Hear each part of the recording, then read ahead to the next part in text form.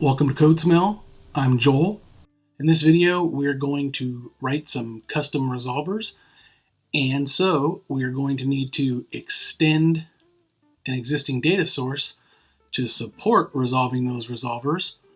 And because you and I are professional software engineers, we will be using test-driven development. All right, well, let's go design and code some backend GraphQL API. What's that smell?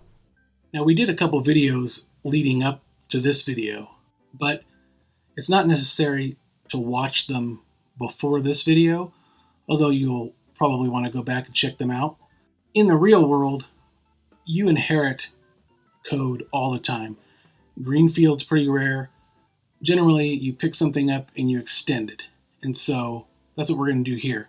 All right, I used the repo from the schema design video and made a template out of it. And so we'll just clone it.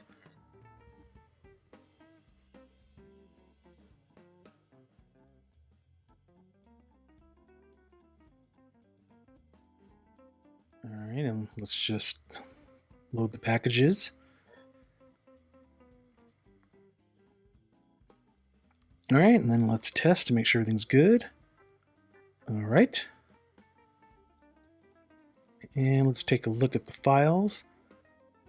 All right, we'll start with the data source test.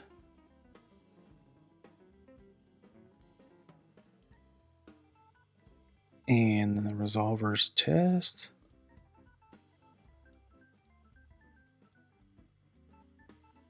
And the actual data source. Okay.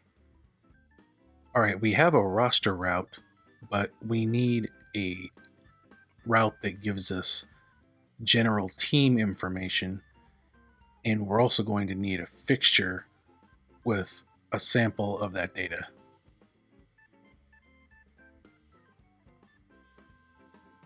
All right, here's our roster fixture.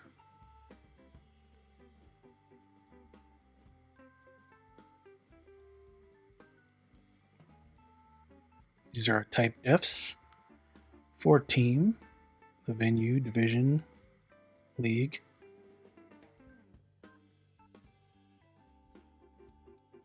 All right, let's go take a look at this and just get this done up front here while I'm thinking about it. Okay, that's roster and team. Okay, so great. Copy that. Oop. All right, and then we'll go ahead and create a fixture for that. Save that there for a second. Probably more than a second. All right, let's go ahead and create the team fixture.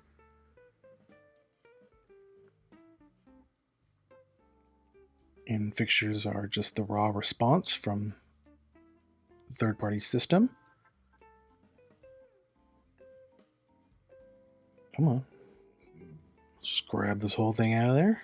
It's good, it's small. All right.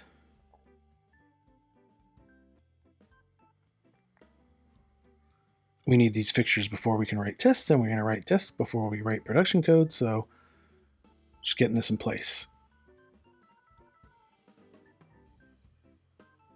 Alrighty. Good to go. As per usual, I'm making changes and I'm on master locally. I really need to stop doing this. I'll probably stop the day after I stop confusing brew upgrade and brew update. All right. Now we have a branch. We can carry on. All right, before we get too far, let me give you a starting point. Go ahead and create a tag here.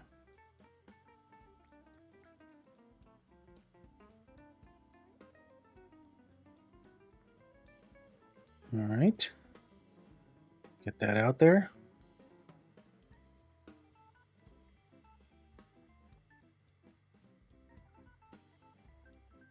Ta-da!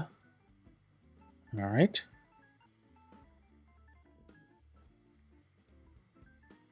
Now, back to our branch.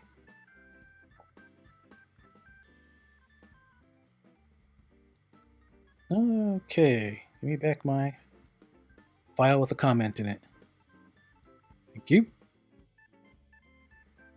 Alrighty, let's go. Alright, so before we get started here, let's have a look at the issue that we will be addressing.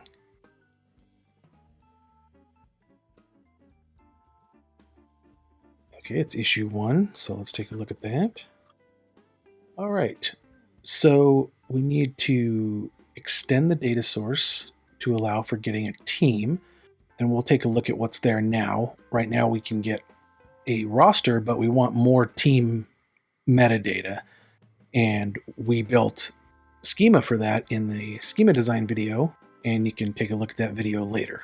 And so we want to be able to take a team ID and then be able to resolve those fields, the team name, stadium name, which is actually the venue, league, and division. And we can see what the route is from the MLB API. Let's just take a look really quick at the data source. You can see that now it's just a single anonymous function that pulls the roster off the body. We need to actually allow to be able to still get the roster, but get a team as well, which is different. We want to try to extend this to allow for that without doing a whole lot of refactoring of old stuff. That would generally be considered out of scope if it's possible. We may have to. Let's take a look at what we already have. We already are able to resolve players, and team does nothing, but the schema is set up. And so we want to be able to actually pull this data off of the data source. And so that's what we'll be doing. All right, so let's pull up the response from MLB API on roster so we can compare.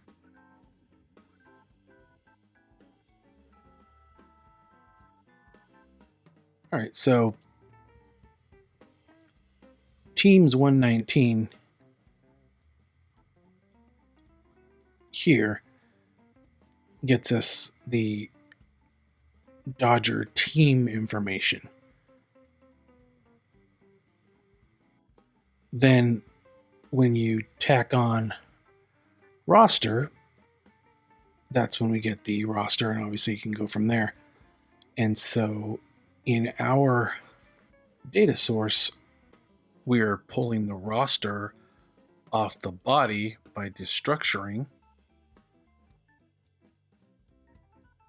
And what we need to add now is additional API for this data source that returns team metadata. And because we're using test-driven development and design, we'll be writing our tests first, so we can take advantage of emergent design for the data source. And right now, of course, data source just flat out returns the roster. So we're going to need to expand a little bit without getting too far out of scope. And one thing I should point out here is that extending the data source and writing resolvers for the fields, in my opinion, should be two separate issues, each with their own scope. And obviously you need the data source first, and then the resolvers, just like we did the schema without the resolvers, and that's fairly common. And you could land that PR and it's not hurting anything, and then follow behind with the resolvers.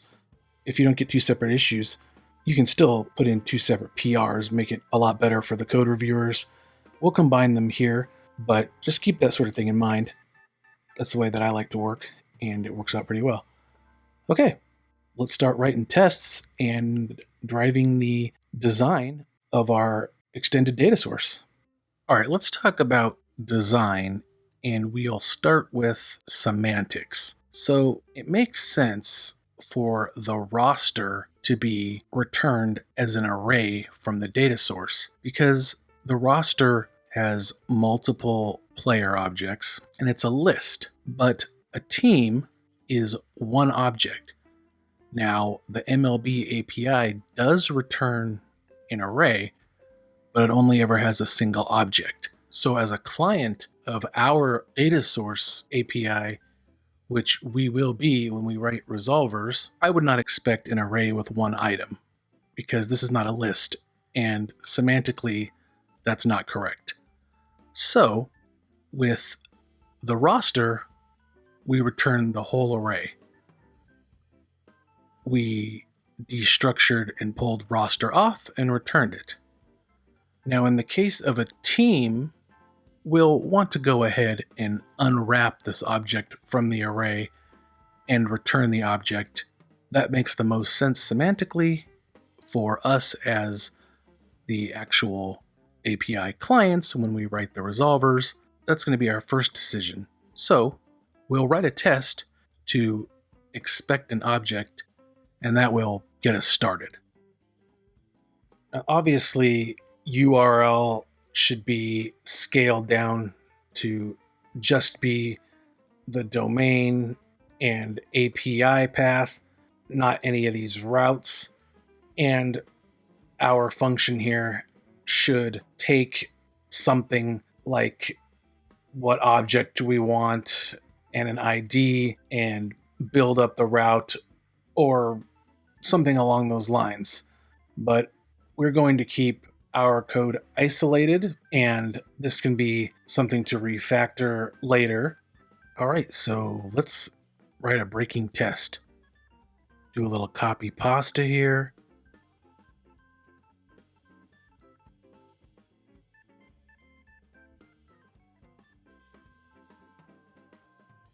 Let's test for an object. All right. And we'll go ahead and just get the team.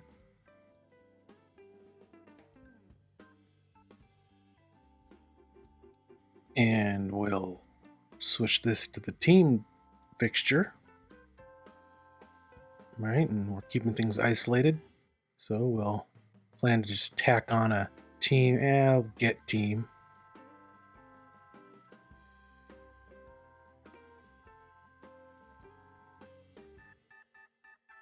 Switch these up to a team.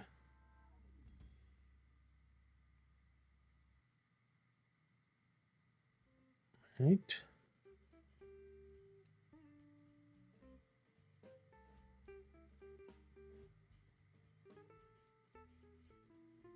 And for now, I just want to test for object.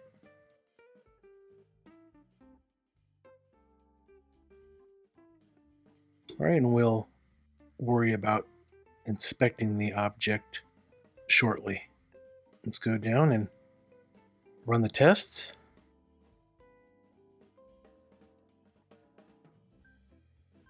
Bam, broken test. All right, that's what we want. That's good. The next step in TDD is to do whatever we can to get the test to pass.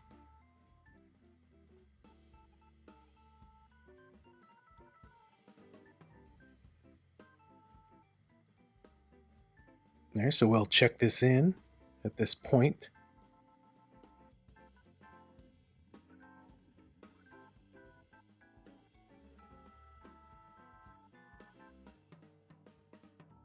Right. And next we worry about making the test pass, and then we refactor. We do it again in a cycle until we get fantastic, testable, well-designed code. All right, so we need to return an object, and we need this getTeam function on DS. So first let's run the tests. Yep. We need DS and we need object, so let's go ahead and do that. All right, let's tack on getTeam.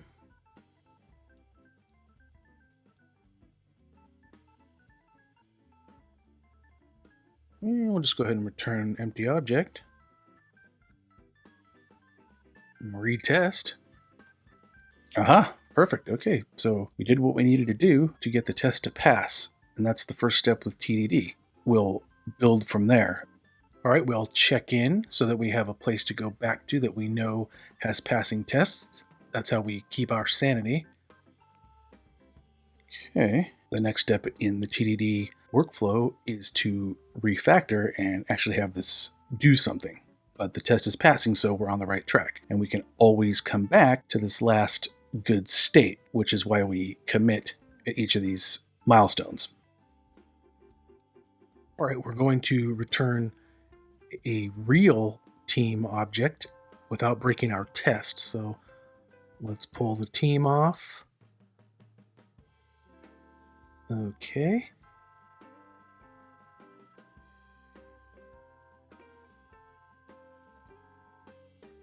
Oop.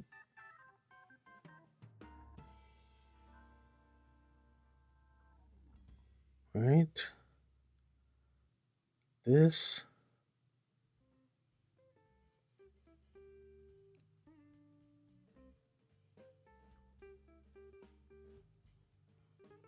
Give us a local URL here.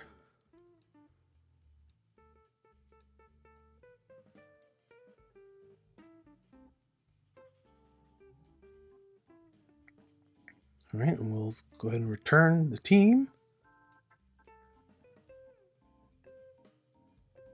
Run the tests. All right. We can trust that this is telling us the truth because we're getting an object back and we're not hard coding it. So fairly confident that's the object that we want, but we'll dig in a little bit more. So let's check this in and move forward.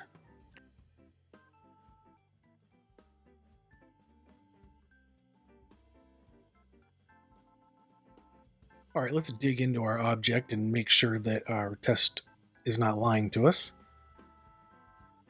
So we'll check the venue name.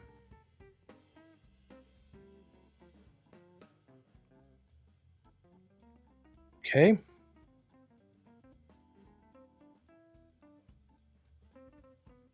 Terrific. All right. Now there's one other requirement that we need to handle, and that is allowing for input of a team ID. And so let's TDD that. We'll just shove a team ID in here.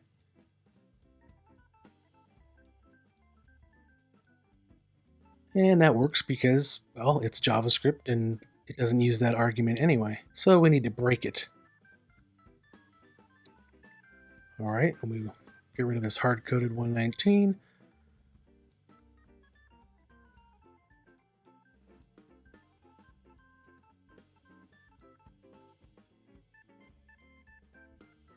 All right.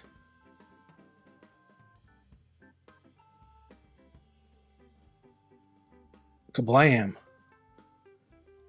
That's good. Yeah, we see we have undefined. Great. So let's go ahead and add our ID in there and use it as prescribed. Fantastic.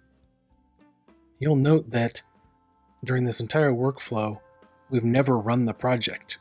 The test runner is doing everything because we're preparing it with fixtures and tests. We haven't had a need to run the project, and we really won't until the end and on occasion for sanity checks. So let's check this in and move forward.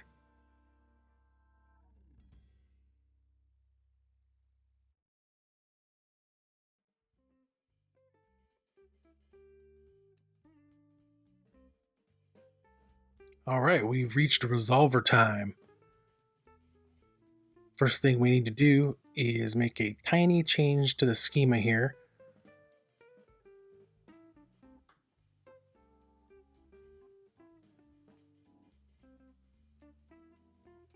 We'll go ahead and extend the query type.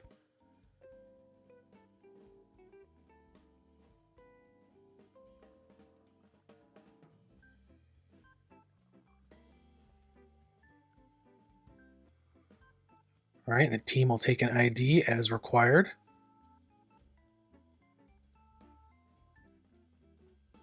and return a team.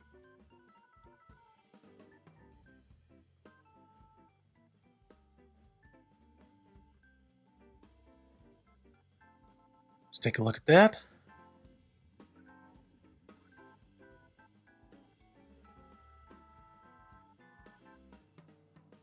All right, cool.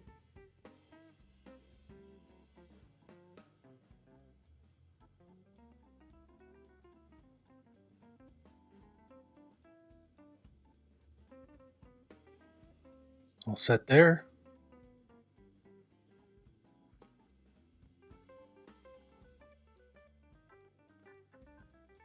All right. Let's open up the resolvers file and the resolvers test file. All right.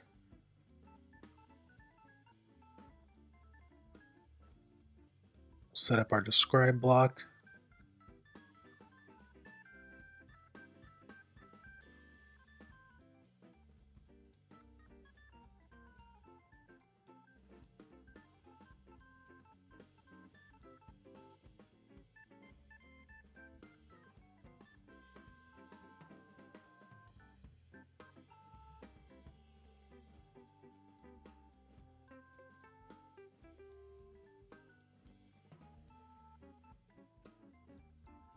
All right, set up our fixture.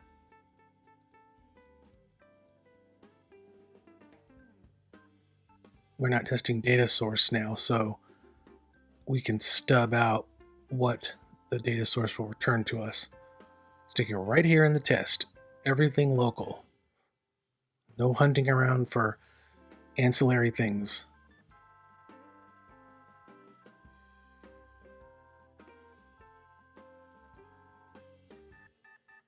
Right? This looks good.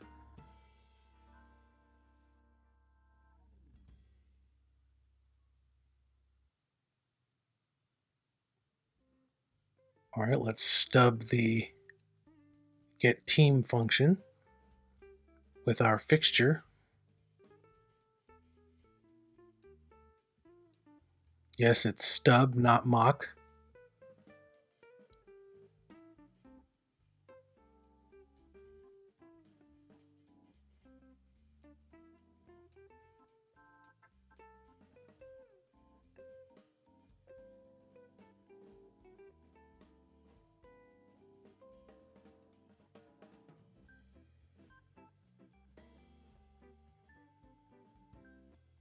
All right, we'll call our resolver.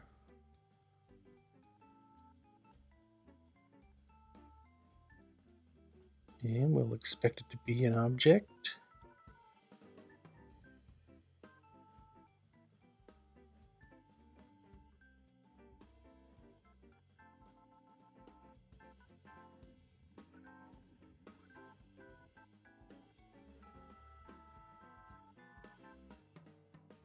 Dodgers.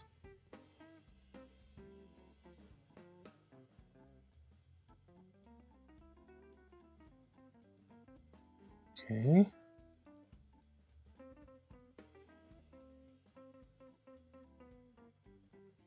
Kablam. All right.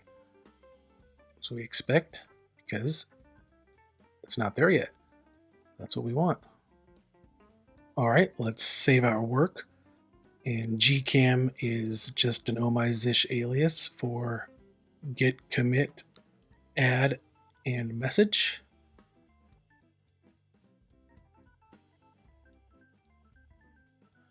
All right, so let's go ahead and implement the resolver.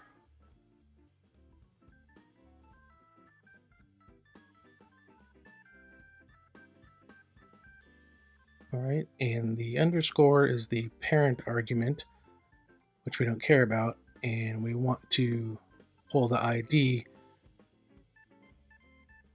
right out of the arguments object. Okay. Picky. All right, and we'll just call our data source. Now, we could have our data source inside the context in another parameter in the resolver arguments, but I'm just requiring it at the top of this module. Okay. What's happening here?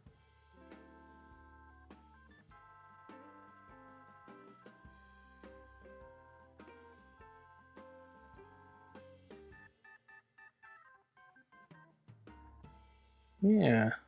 No. Let's see. Quick sanity check here.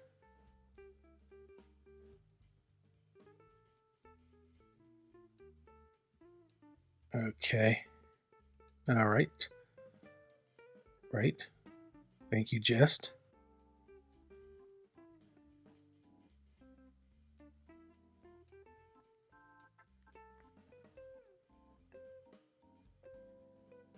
Let's fix this.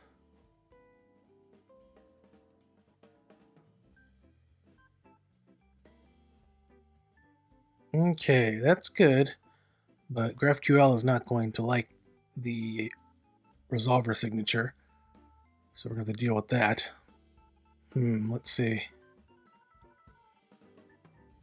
Well, let's just go ahead and check for something else. Get that at least in here. Dig into the object a bit.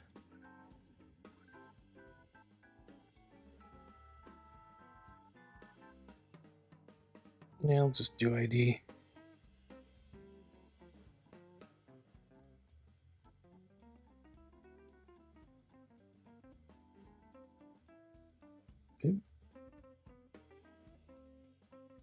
Okay.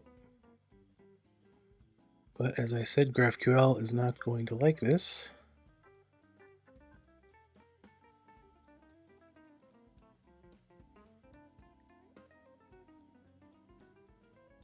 All right.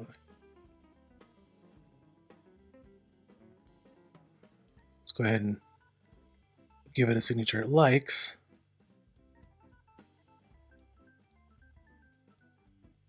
All right. That'll make GraphQL happy. Now we need to make sure that the test is actually working properly and is also happy. There we go. All right. And is GraphQL happy? Yep. Fantastic. Grab a few more fields into our select list here.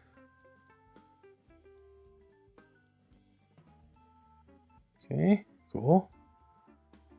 Try another team. Just so you don't think I'm tricking you here. Washington Nationals, all good. All right. Let's kill off the server. All right, this is all looking good. Everything's working. We have our resolver all set up. GraphQL is happy. Jest is happy. I'm happy. You're happy. We're all happy. So let's put in our pull request and wrap things up. Well, I really appreciate you watching. If you'd like to see more, please like, subscribe, tell your friends, leave a comment. Okay, all looks good. Let's push it out. ZenHub.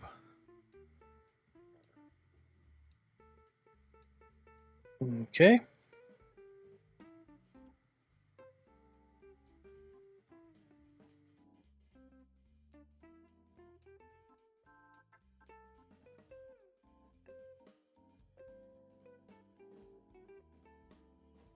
All right, great. Let's squash this.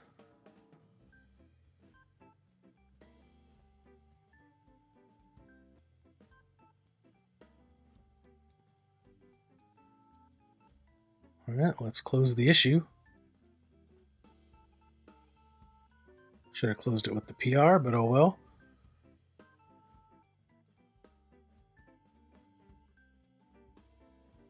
Awesome. Thanks for watching. Have a great day.